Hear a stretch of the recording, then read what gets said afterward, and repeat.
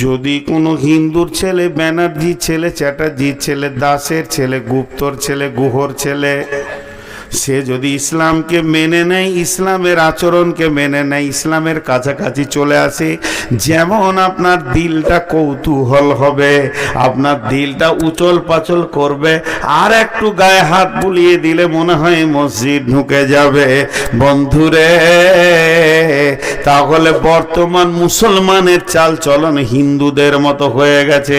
এদের বিয়ে শাদী হিন্দু, এদের চলাফেরা হিন্দু, এদের পোশাকে হিন্দু, এদের সমস্তগুলো মুসলমানের মতো আর নাই। এরা যখনই ফুল প্যান্টটা পরে একটু খালি গ্রাম থেকে বেরিয়ে চলে যাবে, এটা মুসলিম না নন মুসলিম বোঝা যাবে না। এরা মাসি বলে, পিসি বলে, দাদা বলে, বৌদি বলে, কাকি বলে, কাকিমা বলে, কোন গায়ের মুসলিমকে দেখবেন না চাচা বলেছে নিজের চাচাকে। বন্ধুরা আমার, এরা 95% ঢুকে গেছে। এর জন্য বিজেপি চেষ্টা চালাচ্ছে একটু গায়ে হাত বুলিয়ে দিলে 100 এরা ঢুকে যাবে। এর জন্য তাদেরকে দোষ দেওয়া যাবে না। ইস ঘর মে আগ লাগি হ্যায় ঘর হি কি চিরাগ সে। আমরা ইসলামকে, সেই পূর্ণাঙ্গ ইসলাম বিশ্ব নবী হযরতুল বেদাতে যা দিয়ে গেছেন, সেই ইসলামকে আমরা না খাওয়াতে রাখতে পেরেছি, না পান করাতে রাখতে পেরেছি, না দাড়িতে রাখতে পেরেছি, না চুলে রাখতে পেরেছি, না পেশাবে আছে, না পায়খানায় আছে। মুসলমানের বাচ্চা দাঁড়িয়ে পেশাব করে। বর্তমানে এমন একটি এলাকা রয়েছে আপনাদের এই কাছাকাছি, বেশি দূরে নাই, হিন্দু মেয়েদের মতো মুসলিম মেয়েরাও সিঁদুর পরছি। বলেন খালি দোষটা কার? আমি সন্ধ্যা থেকে জিজ্ঞেস করছি। 20 মিনিট বায়ান করা হলো, কথা বলে না? 20 মিনিট হয়েছে? বলে হ্যাঁ জি হয়েছে।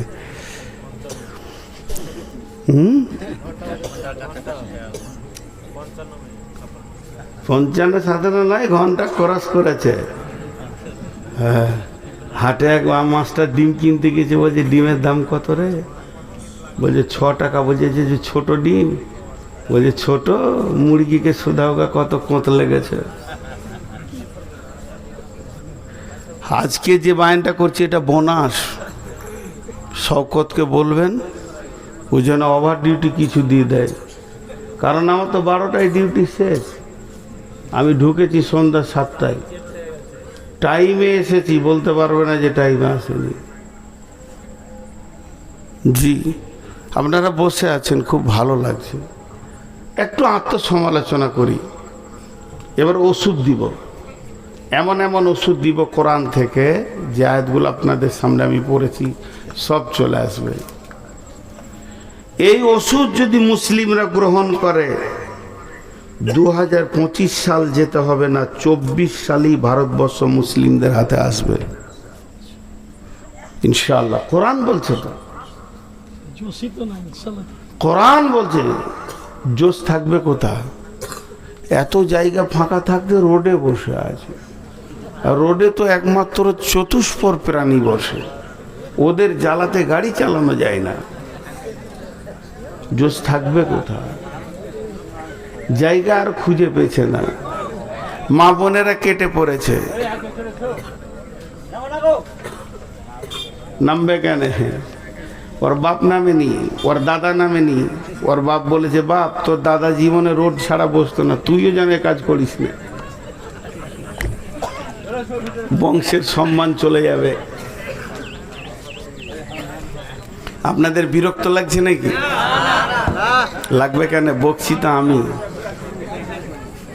তবে শওকতকে বলে দেন আগামী বছরের জন্য ফোন না করে, কারণ 12টার পর বকবো না। আমি অনেক অসুস্থ গো, অনেক অসুস্থ। এই দলটি এসে বসলো, আরেকটা দল এসে হাজির হচ্ছে, ওরা রাস্তায় বসবে। চলে এসে সোনামানিকে দল। সকলে একবার আল্লাহর নাম নিন, নারে তাকবীর। জজবার সঙ্গে যদি দিলে ঈমান থাকে তো ইনশাআল্লাহ একটা ভালো সুসংবাদ দিয়ে দিই। পৃথিবীতে যত যুদ্ধই হোক, আল্লাহ রসুল বলে গেছেন আমার উম্মতকে নির্মূলে শেষ করতে পারবে না। আর পৃথিবী থেকে যেদিন ইসলাম বিদায় নেবে, কিয়ামত হবে, সেই দিন সারা বিশ্বটা মুসলিমরাই শাসন করবে ইনশাআল্লাহ। কোনো ভয় নাই, আসবেই এদিন। কারণ বিশ্বনবীর জবানে কোনোদিন মিথ্যা কথা বের হয়নি, আর জীবনও হবে না, কিন্তু বহুত মার খাওয়ার পর আসবে। বিসমিল্লাহির রহমানির রহিম। কুল কানা আবাউকুম ওয়া আবনাউকুম ওয়া ইখওয়ানুকুম ওয়া আজওয়াজুকুম ওয়া আশীরাতুকুম ওয়া আমওয়ালুন ইখতারাফতুমুহা ওয়া তিজারাতুন তাখশাউনা কাসাদাহা ওয়া মাসাকিনু তারদাউনাহা আহাব্বা ইলাইকুম মিনাল্লাহি ওয়া রাসূলিহি ওয়া জিহাদিন ফি সাবিলিহি ফাতারাব্বাসু হাত্তা ইয়াতিয়াল্লাহু বিআমরিহি ওয়াল্লাহু লা ইয়াহদিল কওমাল ফাসিকিন। আল্লাহ বলছেন, আমাদের রোগটা বলে দিলেন, এবারে পরের আয়াতে আমি ওষুধটা বলবো ইনশাআল্লাহ। আল্লাহ বলছে, হে তোরা পৃথিবীতে গিয়ে 8টা জিনিসের মহব্বতে পড়ে গেছিস। 3টে জিনিস তোদের কাছ থেকে মহব্বত কম হয়ে গিয়েছে, 8টা জিনিসের মহব্বত বেশি, 3টে জিনিসের মহব্বত কম। কি কি করছে? খালি মোবাইল খুচুর খুচুর করছে কেন? হ্যাঁ, রোগ আছে নাকি? মিনিয়া রোগ আছে? বন্ধ করো, আমার সাউন্ড আমাকে শোনাবে না। তো 3টে জিনিস। একটা মজার সত্য ঘটনা শুনিয়ে দিই। আমার এলাকাতে, আমার গ্রাম থেকে 8-10 কিলোমিটার দূরে প্রায় 350 ঘর, গ্রামটা সবটাই মাজার পূজারি। জীবিত পীর আছে ওখানে আবার, আর সে পীরের সঙ্গেও আমি কথা বলেছি। ঢোল তাবলা সব জায়েজ করে দিল ও একদম। তো সেই গ্রামে হঠাৎ করে একসঙ্গে 85 ঘর আইলাদিস হয়েছে। আলহামদুলিল্লাহ। কত ঘর বললাম? 85 ঘর। এরা যখন আকীদা চেঞ্জ করে দিয়েছে তো ওদেরকে মসজিদ থেকে বের করে দিয়েছে, মানে ওদের দলটা বেশি। তো যখন মসজিদ থেকে বের করেছে, তারা ফাঁকা মাঠে এক জায়গায় ঈদগাহ আছে, ঈদগাহটা এদের পাড়াতে বলছে তোরা আর এখানে আসবি না, আমরা এটা নিলাম। ঈদগাহই নামাজ পড়ছে তিরপল টিরপল দিয়ে। তো আমাকে এসে বারবার বলছে একটা মসজিদ বানিয়ে দেন। 3খানা মসজিদ বানালাম, প্রায় 2.5 কোটি টাকা 3টে মসজিদে গেছে। তো এখন আমাদেরকে একটা বানিয়ে দেন।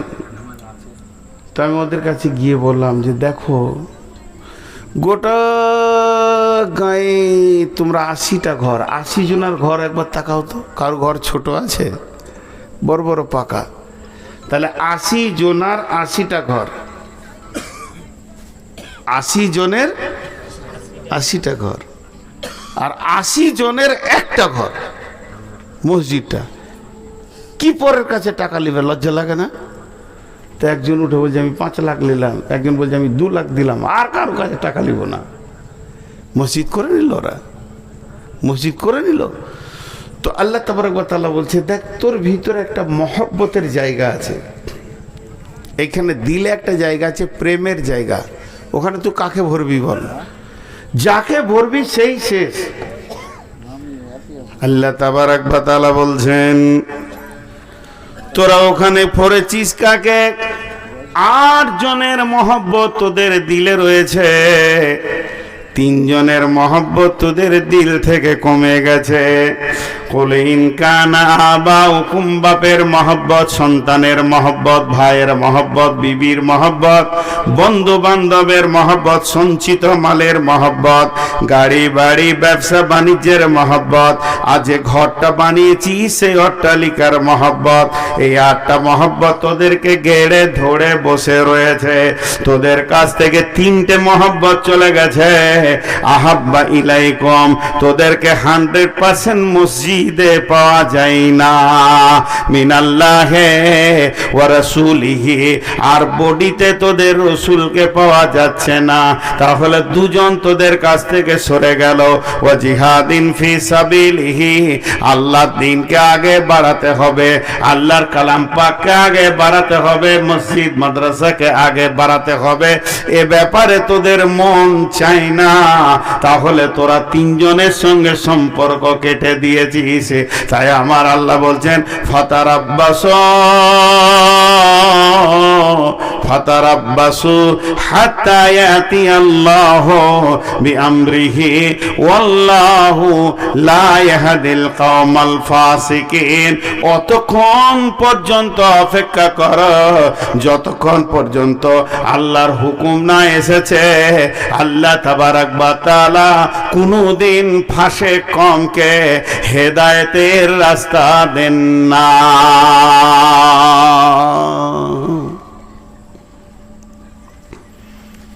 ফাঁসে কমকে আল্লাহ কোনদিন হেদায়েতের রাস্তা দেন না।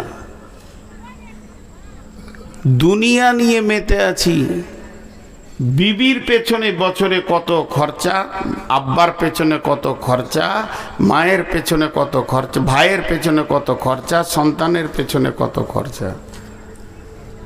জি, একটা টোটো ছিল না তখন,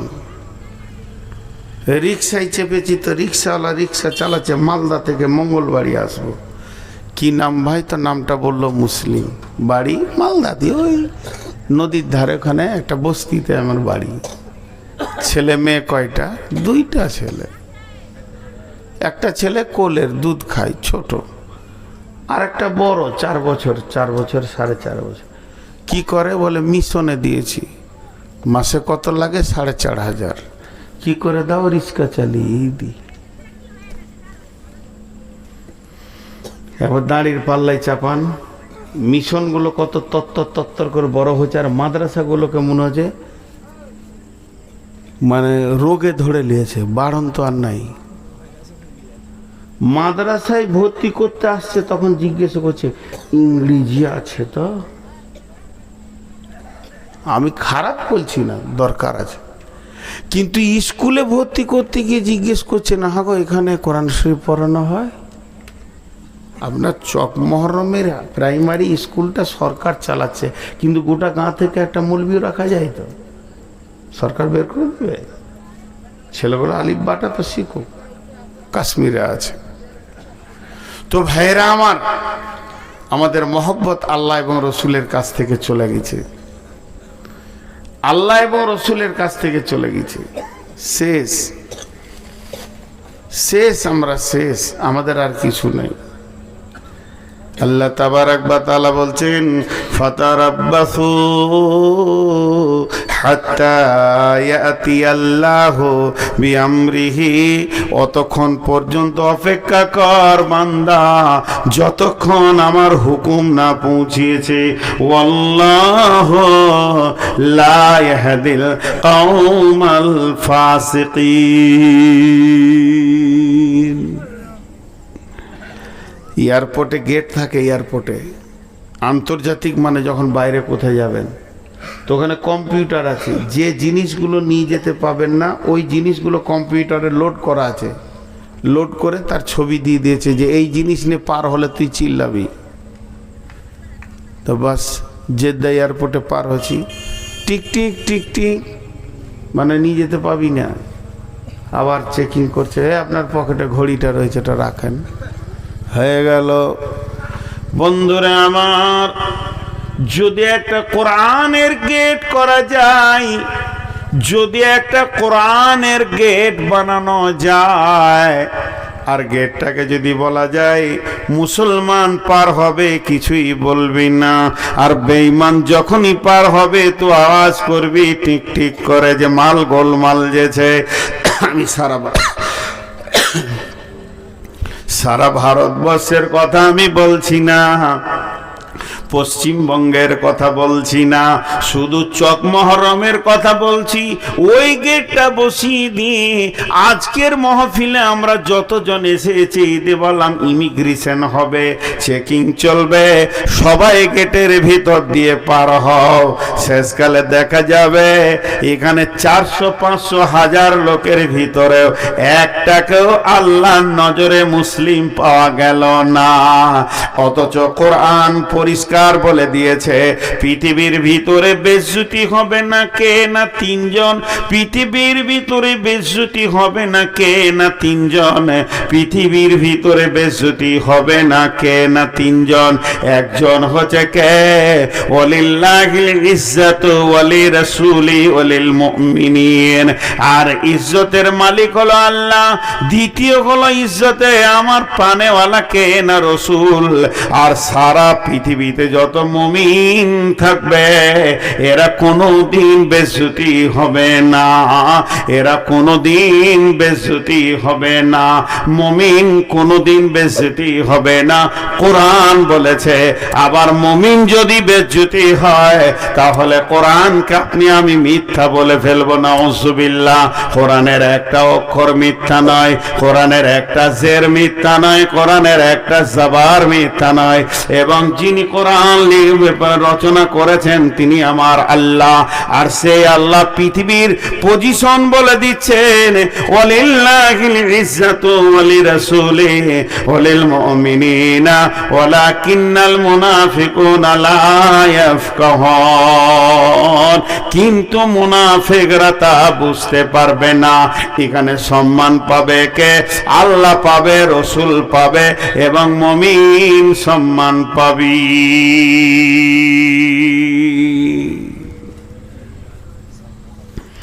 কত পরেশগার দিনদার ভালো ভালো আলেম বেজ্জতি হয়ে গেছে গো, তাহলে কি সে মুমিন লয়? হ্যাঁ মুমিন। বেজ্জতির দুটা ভাগ। বেজ্জতি কাকে বলে? বেজ্জতির আবার বিস্তারিত বর্ণনা করতে হবে। যাক জানা মানা বেজ্জতি লয়।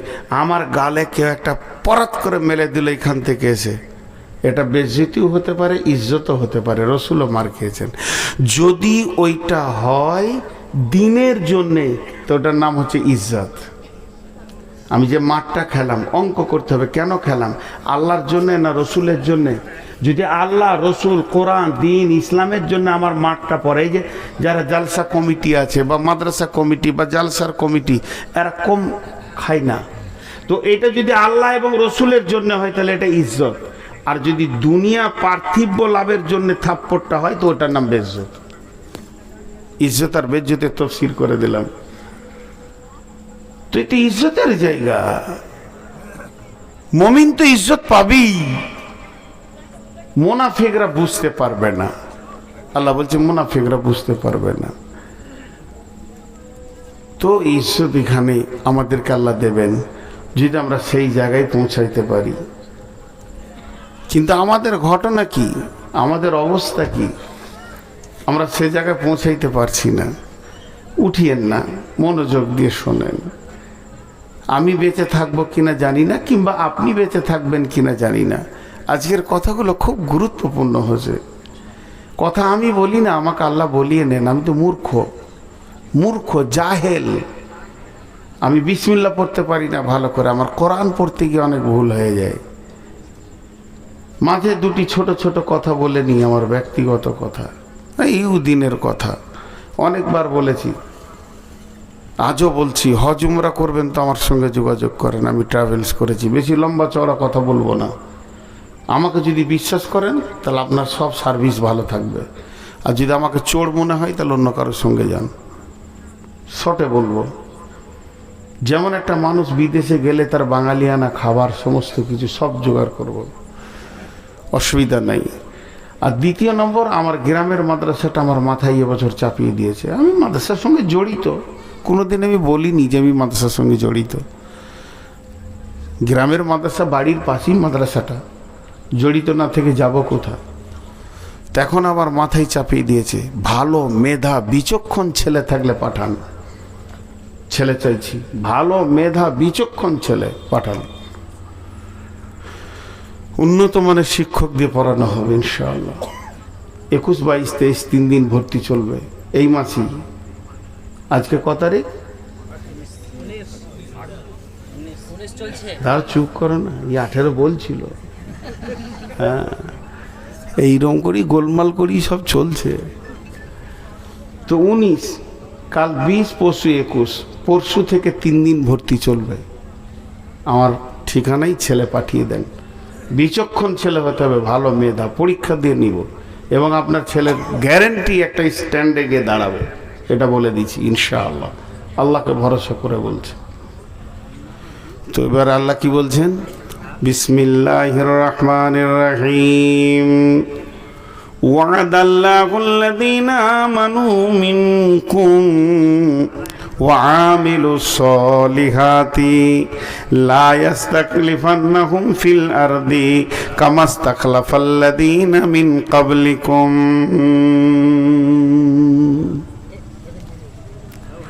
وعد الله الذين آمنوا منكم وعاملوا الصالحات لا يستخلفنهم في الأرض কামাস্তাখলাফাল্লাযীনা মিন কাবলিকুম। আল্লাহ নিজেই বলছেন, হে আমার গোলামের দল, এবার তোদেরকে বাঁচার রাস্তা কি বলছি শোন। এখন তো আর নবী বেঁচে নাই, তবে আমরা আখিরি নবীর উম্মাত হিসেবে আমাদের দায়িত্ব কাজ হচ্ছে তা'মুরুনা বিল মারুফি কুনতুম খায়রা উম্মাতিন উখরিজাত লিন-নাসি তা'মুরুনা বিল মারুফি ওয়া তানহাউনা আনিল মুনকার। এক কাজ কর, তোরা বাড়ি থেকে বের হয়ে যা আর একে অপরকে রিপেয়ার করে লে। যতগুলি টিউ আছে কোনোটা যেন লিক না থাকে। একজন আরেকজনকে বলবো, ভাই দাড়ি ছেড়ে দাও আর দাড়ি কাটিও না, মোচকে ছোট করো তবে একদম চেঁচে ফেলে দিও না। আর একজনকে বলবো, ভাই জুয়া ছেড়ে দাও, চুরি করিও না, খবরদার তুমি সুদ খাইও না। ইসলামে আমরা যতজন রয়েছি, যতগুলি যুবক, যতগুলি বৃদ্ধ, ইসলামের আমরা যে ক্ষমতা রয়েছি, এর আমরা ইসলামের ব্লাড, আমরা ইসলামের শক্তি যারা রয়েছে, শক্তিটাকে পূর্ণাঙ্গ ফিরে আনতে হবে। আল্লাহ তাবারক ওয়া তাআলার রাসূল বলছেন, আমার উম্মত অহন রোগে ভুগবে। সাহাবীরা প্রশ্ন করলেন, ইয়া রাসূলুল্লাহ, ওহান কাকে বলে? আল্লাহর নবী বললেন, হুব্বুদ দুনিয়া কারাহিয়াতিল মত। তাদের ভিতরে দুনিয়ার প্রেম জমে যাবে, মতকে তারা ঘৃণা করবে, মরতে চাইবে না। এটাই হলো বড় রোগ। আর সাহাবীরা বলতেন, ইয়া রাসূলুল্লাহ, আমার নামটা জিহাদের ময়দানে ফার্স্ট লিস্টে দিয়ে দেন। বন্ধুরা আমার, এই রকম ধরনের আমাদের ভিতরে অহন এসে গেছে। ঘর বাড়ি ঐশ্বর্য দোকানদানি ছেড়ে যেতে মন চাইছে না। কিন্তু আমার নবী বলছেন, এই রোগ যদি থাকে তাহলে তুমি কোনোদিন বিজয়ী হতে পারবে না। এরপরে হলো ঘটনা কি? আল্লাহ তাবারক ওয়া তাআলা বলছেন, এক কাজ কর, তোদের সঙ্গে আমি ওয়াদা করছি, তোরা আগে লিখগুলো মার। আল্লাযীনা আমানু ওয়া হাজারু ওয়া জাহাদু ফি সাবিলিল্লাহি বিআমওয়ালিহিম ওয়া আনফুসিহিম। তোরা এক কাজ কর, নিজের বাড়ি থেকে বের হ আর লিখগুলো মারতে শুরু কর। যখন তোরা সকলে লিখ মেরে একটা ময়দানে এসে দাঁড়িয়ে যাবি, 100% ইমানের ময়দানে দাঁড়িয়ে যাবি, তখন তোদের মতো বুলেটিন বোম আর পৃথিবীতে কেউ হবে না। তোদেরকে চাই না ক্ষেপণাস্ত্র, তোদেরকে চাই না আপনার কিনা, তোদেরকে চাই না পরমাণু, তোদের শুধু চাই আল্লাহ। আল্লাহকে সঙ্গে নে, রসুলকে সঙ্গে নে, মুষ্টির ভিতরে পৃথিবীটাকে এনে দিব। সারা দুনিয়া তোরাই শাসন করবি, কিন্তু এক কাজ কর, প্রথমে আমলের লিখগুলোকে মেরেলে আল্লাহ রাজি হয়ে যাবে। চেহারাতে চরিত্রে রসুলকে নিয়ে চলে আয়, তারপরে তুই একটা বুলেট হয়ে যাবি। আমার আল্লাহ বলছেন, ওয়াদাল্লাহুল্লাযীনা আমানু, হে ঈমানদার, তোমাদের সঙ্গে আমি আল্লাহ ওয়াদা করছি। ভাইরা আমার, আল্লাহর ওয়াদা কোনোদিন মিথ্যা হতে পারে না, পারে না, পারে না, পারে না। আমি ওয়াদা করছি আগামী বছর আবার আসবো, কিন্তু আমাকে ইনশাআল্লাহ বলতে হবে। যদি আল্লাহ তৌফিক না দেয়,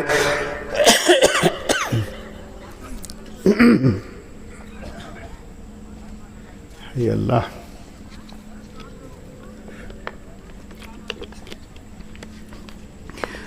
আমার ওয়াদা ফেল হয়ে যেতে পারে।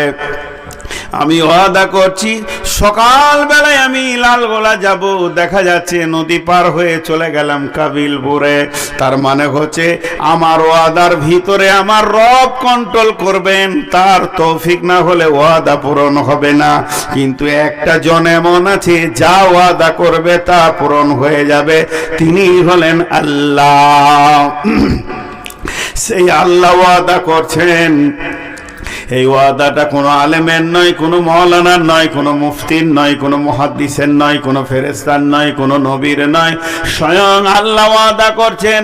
ওয়াদাল্লাহুল্লাযীনা আমানু ওয়া আমিলুস ওয়াদাল্লাহুল্লাযীনা আমানু মিনকুম, যারা ঈমানদার তাদের সঙ্গে আল্লাহ ওয়াদা করছেন ওয়া আমিলুস সলিহাতি, তোরা ভালো আমল কর, তোরা ঢুকে যা আমার আওতাভুক্ত, তোরা চলে আয়। তাহলে কি হবে? আল্লাহ সঙ্গে সঙ্গে বলছেন লা ইস্তাখলিফান্নাহুম ফিল আরদি কামাস্তাখলাফাল্লাযীনা মিন ক্বাবলিকুম, যেমন তোদের পূর্বপুরুষেরা বিশ্বকে বিজয়ী করেছিল ওই রকম তোরা বিজয়ী দেখবে, সারা দুনিয়া তোদের পায়ের তলে আসবি।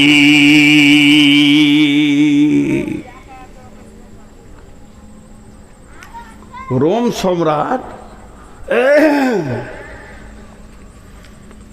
সম্রাট সৈন্য এনেছে কতগুলো? 1.5 লক্ষ। রোম সম্রাট সৈন্য এনেছে কতগুলো? 1.5 লক্ষ। আর রসুলের সাহাবীদের মুজাহিদ কত? 10,000। তাহলে লড়াইটা বাঘে ছাগলে চলছে, লড়াইটা বাঘের সঙ্গে ছাগলের চলছে।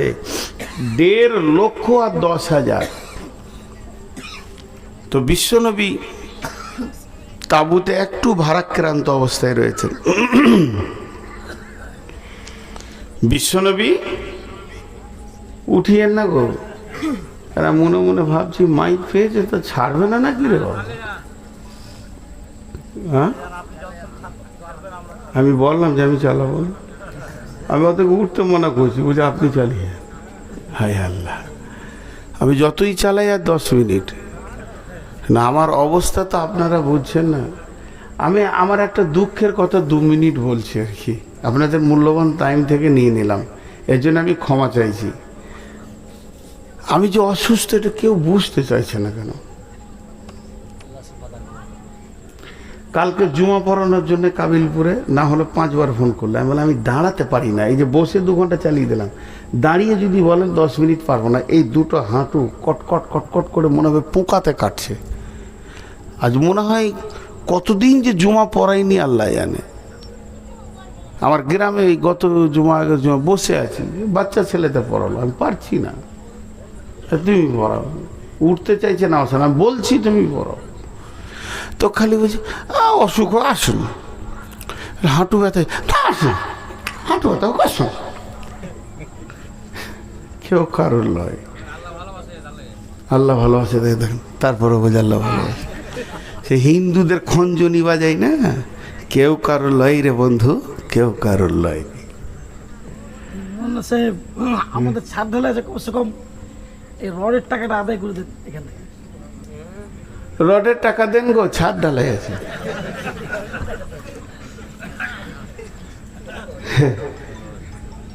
96 বছর বুড়িকে যদি বলা হয় যে আর 2টো ছেলেদের চাচা বলবো, হবে? কথা বলে না? আরে ভাই কিছু তো আসবে, কাজী ব্যাপার, ছেলে হবে ওর। আগে হয়ে গেছে জি। বাস আমাকে দিয়েছো জালসার বার্ধক্য অবস্থায়, যৌবন অবস্থায় দিতে হবে, এটা পায়ে ধরে ধরে চিয়েছি। 22 বছর কেউ দেয়নি। যে বক্তার কথাতে মানুষ হৃদয় দিয়ে শোনে ওকেই দিতে হবে, মেন টাইমে সব টাকাটা উজাড় হয়ে যাবে। কথা আমি ভুললাম, অথচ এর থেকে ডবল লোক বায়ান শুনতো, বায়ান কালেকশন ডবল হতো। হতে কি হতো না? মানুষ যাকে ভালোবাসে। এখন এই জালসার কাগজ কটা নিয়ে টোটাল হিসাব করে দেখা যাবে 60-70 হাজার টাকা কালেকশন। আর যারা দোকান নিয়ে এখন ঘর যেছে ওদের যা ছিল শেষ। সব দোকানের হিসাব করে দেখেন 12 লক্ষ টাকা গিয়েছে। কিন্তু মেন টাইমে মেন বক্তাকে দিয়ে দামি কথাটাকে শুনিয়ে দিয়ে মুচড়ে টাকা নিয়ে নাও। দুটো বক্তা পকেটে ভরে রাখো, শ্রোতাকে বলো থাকবি তা এদের শোন, আর না থাকবি তা ঘর যা। রাত 2-2:30 পর্যন্ত জালসা চালাইতে তোমাকে কে বলছে? আমি প্রথমেই এগুলো বলতাম, কিন্তু বলছি না এই জন্য যে কথাটা তুমিই তুলেছ, আমি তুলিনি। 2-2:30 পর্যন্ত লোকগুলো বসে আছে পাগলা, তাই খ্যাপালো বলি বসে আছে, আর পকেট সব উজাড় হয়ে গেছে। জি এই আছি, আমি আছি, আমাকে ডাক, তুই বস, তুই বস। হ্যাঁ যাবে যাবে, সবাই যাবে, এখন যাস না, আর খানিকক্ষণ, বেশি টাইম দিব না। এরপর আল্লাহর ওয়াদা দেখেন, 1.5 লক্ষ, একটা দুটো নয়, 1.5 লক্ষকে নিয়ে বাদশা হেরাকিল মুতার প্রান্তে হাজির হয়ে গেছে। আল্লাহর নবী নিয়ে গেছেন কজন? জোরে বলেন। 10,000। বিশ্ব নবী তাবুতে খালি মাথাটা এমনি করে নামাচ্ছেন, একটু চিন্তা করছেন যে 10,000 1.5 লক্ষর মোকাবেলায় কেমন করে লড়বে। বিশ্ব নবীর এই অবস্থা দেখে হযরত উমর গেলেন। হযরত উমর বলছেন, ইয়া রাসূলুল্লাহ, ইয়া হাবিবাল্লাহ, আপনাকে চিন্তাযুক্ত লাগছে। নবীজি বলছেন, উমর রে, আজকের ময়দানের খেলটা কেমন হবে?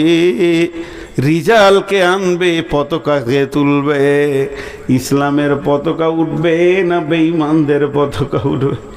হযরত উমর কাপড়ের আগালটা ধরে এমনি করে একটু টান মেরে বলছেন, ইয়া রাসূলুল্লাহ, আপনার 10,000 সাহাবীর ভিতরে 9,999কে রেস্ট নিতে বলেন, আমি একাই দেখছি। 1.5 লক্ষকে ময়দান ছাড়িয়ে দেব, একটা বাঘের হুঙ্কারে 1.5 লক্ষ ভেড়া রাস্তা খুঁজে পাবে না, কোন দিকে দৌড় মারবে।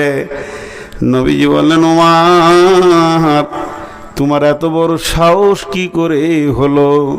নবীজি রিটার্ন বলছে, উমর রিটার্ন বলছেন, ইয়া রাসূলুল্লাহ, আপনি বলেছেন যাদের দিলে আল্লাহ আছে ওই দিলটা হলো জীবিত, আর যাদের দিলে আল্লাহ নাই ওই দিলটা হলো মুর্দা। আমি আল্লাহকে সঙ্গে নিয়ে এসেছি, আমার সঙ্গে রয়েছে আমার রসুল, আমি পূর্ণাঙ্গ জীবিত একটা শক্তিমান মানুষ ময়দানে দাঁড়িয়ে আছি মুতার প্রান্তে, আর 1.5 লক্ষকে আমি মুর্দা দেখছি, ওরা একটাও জীবিত লয়। যখনই যুদ্ধের মহড়া শুরু হলো, 1.5 লক্ষকে ময়দান ছাড়িয়ে দিয়ে বাদশা হিরাক্লিয়াস একবারে রাজপ্রাসাদে নিয়ে সোনার মুকুটটাকে তুলে নিয়েছে মসজিদে নববীর বাইতুল মালে ছুঁড়ে ফেলে দিলেন। যে জামানায় সাহাবীদের একটা চেরাগ জ্বালানোর পয়সা ছিল না, সেই জামানায় কয়েক টন সোনা এনে হাজির করে দিলেন। এরকম ছিল তারা বীর।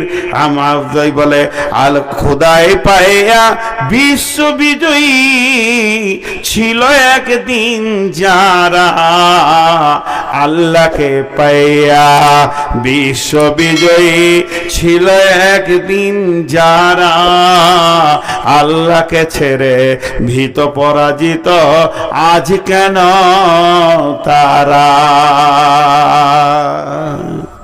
এসে শয়তান ভোগ বিলাসের কারিয়া নিয়েছে ঈমান তাদের, এসে শয়তান ভোগ বিলাসের কারিয়া নিয়েছে ঈমান তাদের, আল্লাহর হারায়ে মুসলিম আজ হয়েছে সর্বহারা।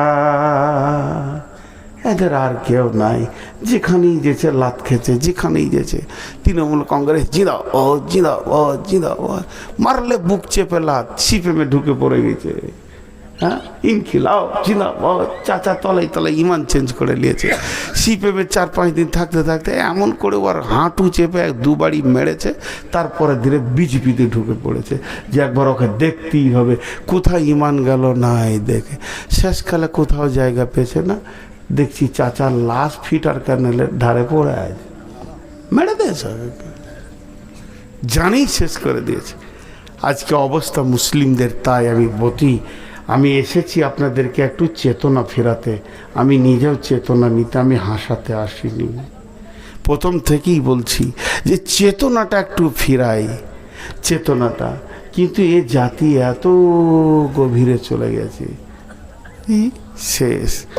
মসজিদ আল্লাহু আকবার, আল্লাহু আকবার। বিড়ি খেয়েছে, আজান যেই শুরু হলো তো বিড়িটা তখনই ধরালো। আহা, আল্লাহর হৃদয়টা কেমন হবে। আচ্ছা, আপনাদের এরকম হয়? আমার হয়। আমি তো মানুষ, আমি তো ফেরেশতা নই। আপনাদের যা হবে আমারও তাই হবে।